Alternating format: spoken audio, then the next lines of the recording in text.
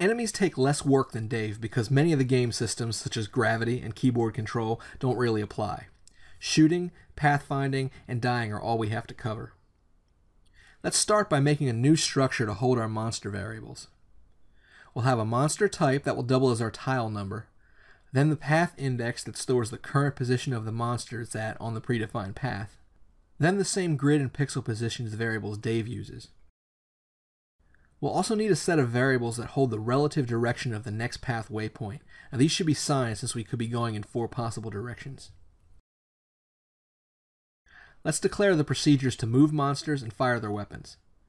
Then we'll add 2 for drawing monsters and their bullets. Finally, we'll update monster bullets just like we did for Dave.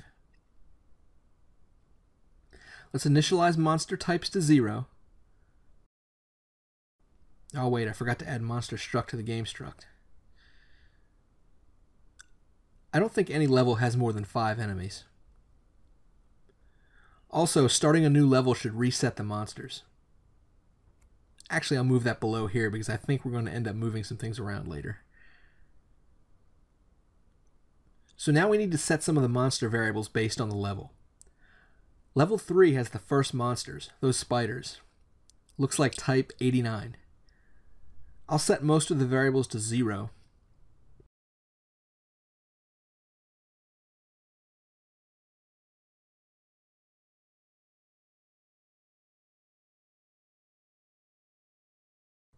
We can visit the modding website to get exact numbers for the spider's starting positions. So 44 and 4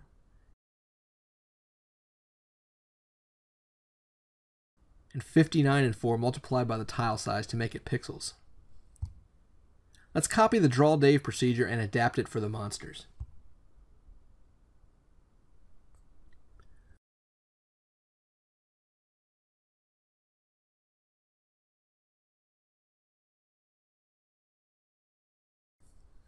We'll loop through all the monsters.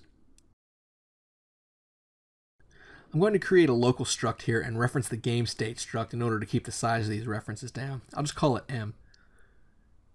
If the monster is defined, then we'll just draw the monster type, which is the tile.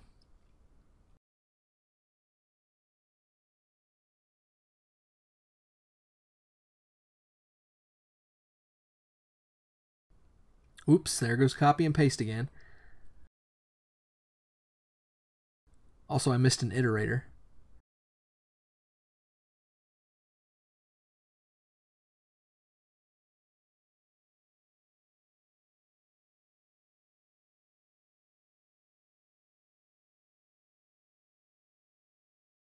No spiders. I must have forgotten to plug the drawing into the renderer. Yep, sure enough.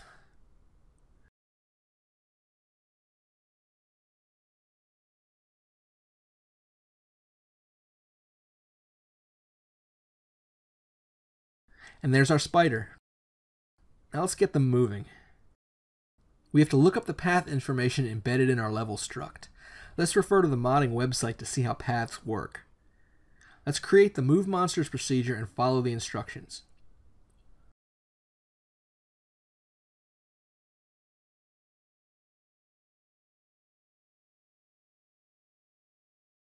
So for every active monster, we'll check if they don't have any active waypoint to follow. If they don't, then we'll find a new one. The next waypoint is indexed by the path variable we declared in the monster struct. We'll start it at 0. The X and the Y are stored in pairs, so we'll have to push the index out 2 bytes. Now, according to the wiki, the end of path is signaled through the byte pair hex EA. Now, I remember some compilers require this cast when comparing signed literals. I'm not sure that's a problem these days, but I'll throw it in. So if we're at the end of the path, let's go back to the beginning and reset the index to 2, which is the next waypoint. Now the movement simply compares the current position with the relative direction and moves the enemy towards it. We could probably simplify this quite a bit, but I'm going to go with this approach here that's clear at a glance.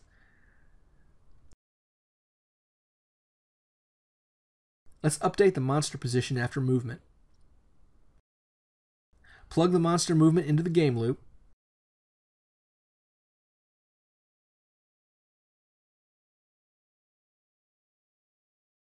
Looks like a syntax error. I forgot the assignment operator.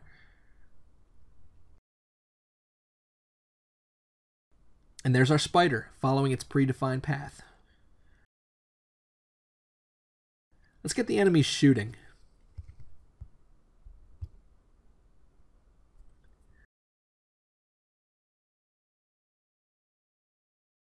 So if there's no bullet already in progress, we'll loop through all the monsters and check if they're active and visible.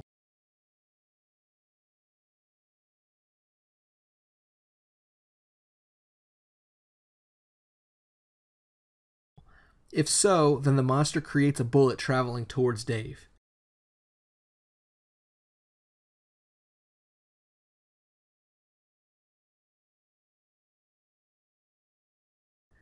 Default direction should be right.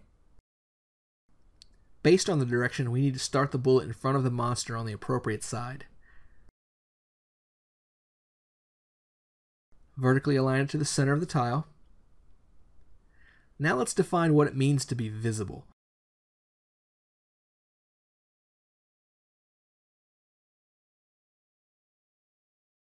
I had passed the monster's X position, so we just need to check if that's within the bounds of the current view. The view is always 20 tiles wide.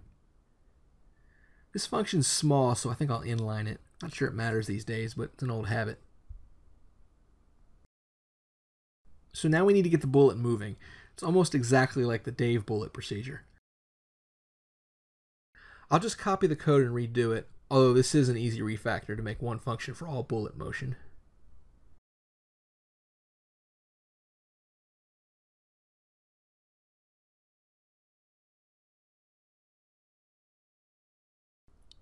So for the enemy bullets, I'll use our new visibility helper to check when to kill it. Let me move this down here. Now we'll draw the bullet, which again should look a lot like Dave's bullet.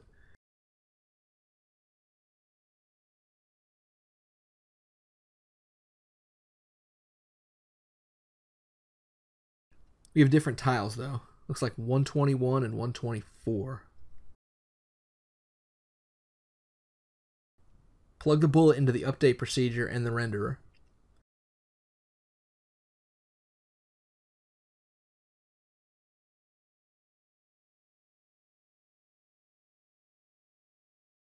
Fix a few syntax errors.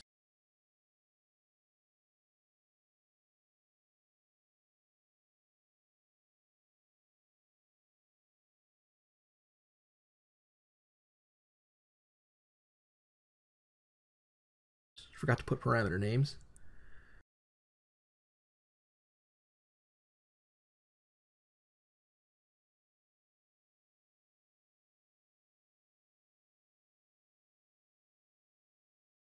And there we go. The spider is now shooting bullets in reverse towards Dave. Let's fix that.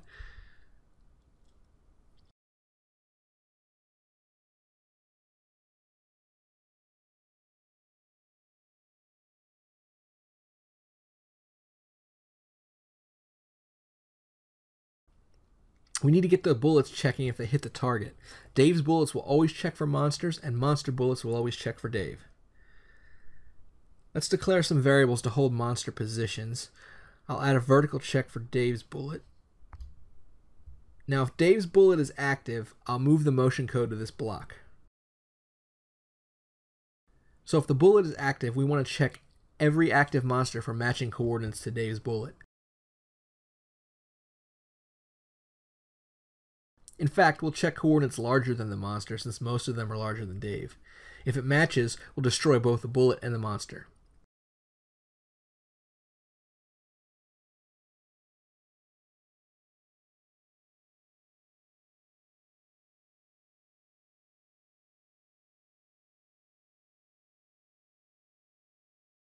All right, let's test.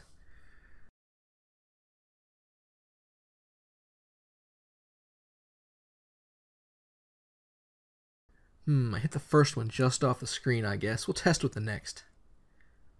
Both bullet and the monster disappear when they meet. But we don't want them to disappear. Let's add a dead timer for both monsters and Dave that'll create a death explosion for a short time before they disappear. Now a bullet hit should set the dead timer.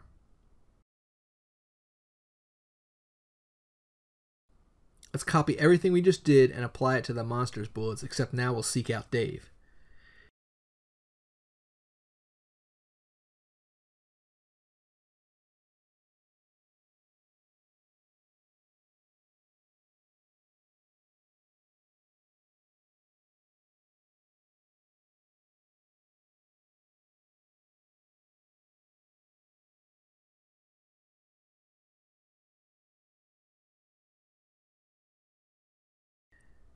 We need to make sure these dead timers are counting down, and in the case of Dave, we need to remove a life and restart the level, or quit the game if he's out of lives.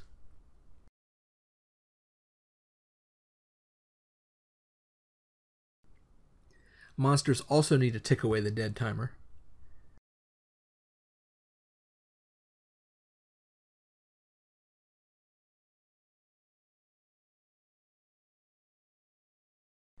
We'll also add another check here and update level for when Dave and the monsters collide. Everyone should die.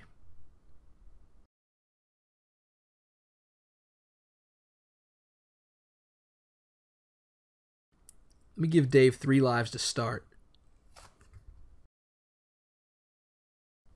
And now we need to define what that restart level function is. We'll make that the initial position procedure, so whenever we restart a new level, we'll also call restart level to set the position.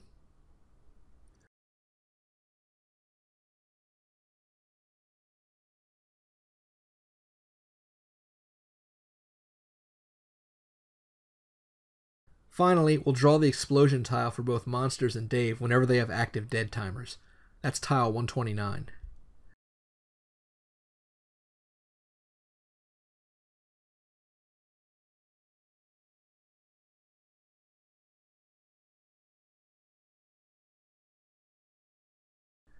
Oops, looks like Dave started dead in the corner.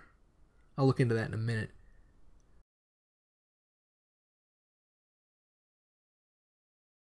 No monsters. I wonder if I set their dead timers to 0. They may have started off dead just like Dave did.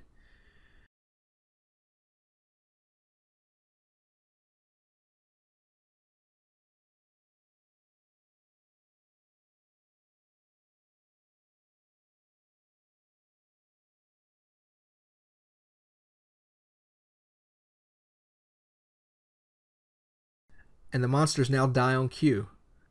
They still shoot and move during the death animation, though. Let's clear that up.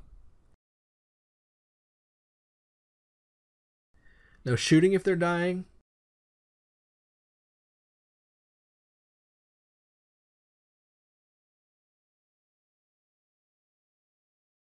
And no moving if they're dying.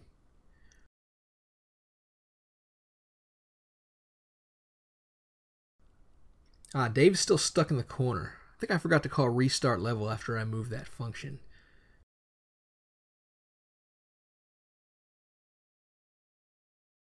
Yep, that's it.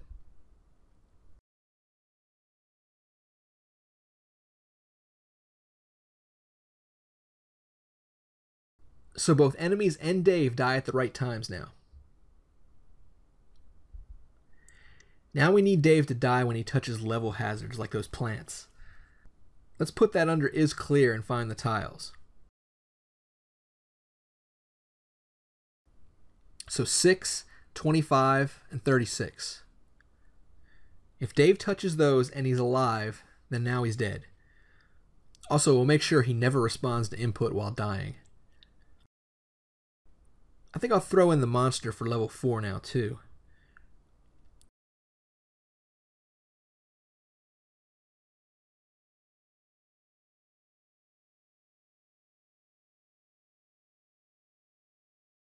Dave dies when he touches the plant.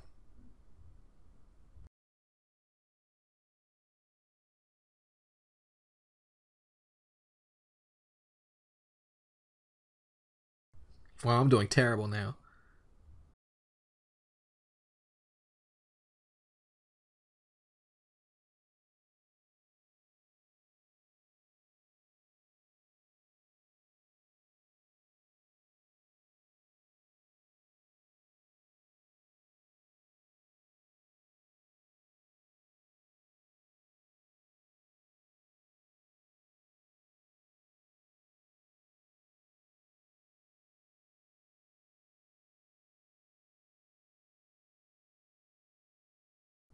Okay, now we're ready to go. Let's check out that new monster on level 4.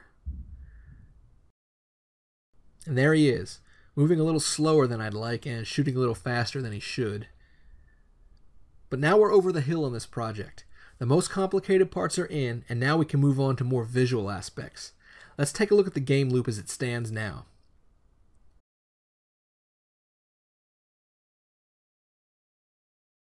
Next time we'll bring the world to life with animations.